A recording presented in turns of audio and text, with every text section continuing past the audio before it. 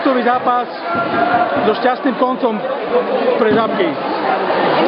Ja som povedal, že ten prvý zápas je vždy v play-offi, nie až tak dôležitý, ale najviac je tu možnosti, aby sa niečo získalo ešte na pálovky superov.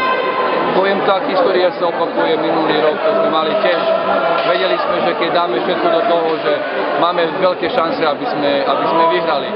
Mali sme zlé úseky naozaj, nevedeli sme s loptom, čo robiť v jednom momente. Super sa dotlačil, mali sme zmetky, ale klobúk dole babami, že aj tak sa nejakým spôsobom dali dokopy a určite vybojovali a vydreli tú výhru, takže ja som veľmi šťastný, že sme vyhrali a ukázali, že tá psychológia, ktorá bola, že sme zvládli a že ten zápas tu bol len náhodou. Stále to bolo o 7 až 15 bodov.